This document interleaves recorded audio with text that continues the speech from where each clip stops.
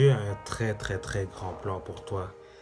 Il a un avenir magnifique qui t'attend et qu'il a préparé juste pour toi. Et il veut que tu suives ses pas. C'est-à-dire que dans la Bible, il est écrit que nous sommes la lumière du monde. Il y a un feu, il y a une lumière qui sommeille en toi et cette lumière va te permettre d'impacter ta génération. La lumière a trois rôles. Il y a la lumière du feu qui te permet de te réchauffer lorsqu'il fait froid.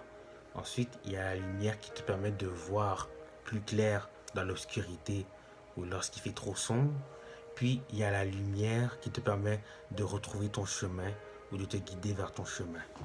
Cela veut dire que si tu es une lumière, Christ va réchauffer des cœurs froids et vides de l'intérieur à travers toi. Encore une fois, si tu es une lumière, cela veut dire que Christ va guérir des aveugles, des personnes qui étaient dans le mensonge, qui étaient dans l'obscurité à travers toi. Encore une fois, si tu es une lumière, cela veut dire que Christ va t'utiliser comme un modèle de spiritualité pour attirer certaines personnes vers lui. Mais tu dois comprendre que il ne pourra jamais t'élever et il ne pourra jamais t'utiliser complètement si tu n'as pas fait de sacrifice. Si tu n'as pas renoncé à cet obstacle qu'il y a entre toi et Dieu. Si tu n'as pas renoncé à cette chose qui n'arrête pas de poser des problèmes dans ta relation avec Jésus-Christ. Je sais que nous, on aime entendre dire que si Jésus va t'apporter de la joie, va t'apporter du bonheur, va t'apporter de la paix, va t'apporter des bénédictions. Et oui, c'est vrai. Ils n'ont pas menti. Ça va t'apporter tout ça. Mais tu dois comprendre aussi que le moment même où tu décides de te proclamer comme disciple de Jésus-Christ, le moment même où tu laisses Jésus rentrer dans ta vie, c'est à ce moment-là que tu es dans une guerre spirituelle. Parce que maintenant, tu es l'une des cibles principales de l'ennemi. Et dans une guerre, il y aura toujours des souffrances, il y aura toujours des persécutions, et il y aura toujours des sacrifices. Et les trois choses que je vous ai dit, vous allez les trouver souvent durant votre marche avec Jésus. Dans notre génération, tout le monde va t'appeler chrétien jusqu'à ce que c'est le moment de faire ce qu'un vrai chrétien doit faire.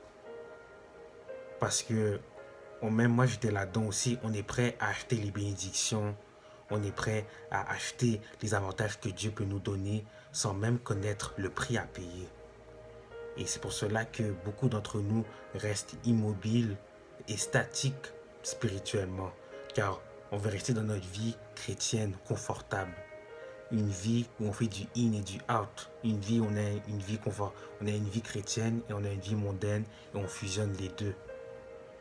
Une vie où on ne renonce pas à notre habitude, on ne renonce pas à notre distraction, on ne renonce pas à notre passion ou à ce sport qui prend la place de Dieu dans ta vie ou qui te pousse à pécher.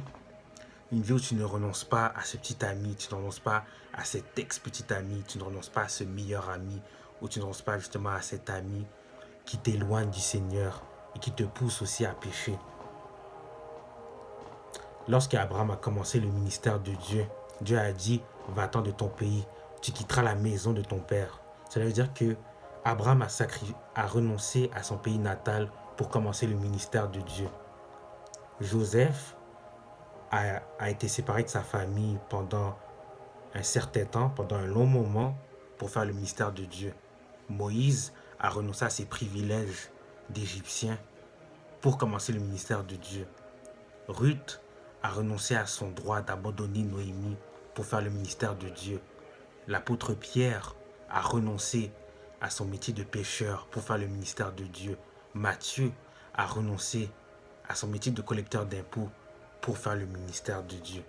C'est-à-dire que tous ces hommes et toutes ces femmes bibliques qui ont été un instrument de bénédiction pour leur entourage, qui ont impacté leur génération, qui ont été un modèle pour leur génération, tous ont renoncé à eux-mêmes et en renonçant à eux-mêmes, ils ont aussi renoncé à des choses présentes dans leur vie. Cela veut dire qu'il y a des choses qui doivent mourir, il y a des choses qui doivent partir de ta vie si tu veux évoluer spirituellement. Parce que la meilleure façon de démontrer de l'amour pour quelqu'un, ce n'est pas en étant ce que tu es prêt à gagner pour elle, mais c'est en étant qu'est-ce que tu es prêt à perdre pour elle. So, moi, je te demande, qu'est-ce que tu as perdu pour le Seigneur ou qu'est-ce que tu es prêt à perdre pour le Seigneur?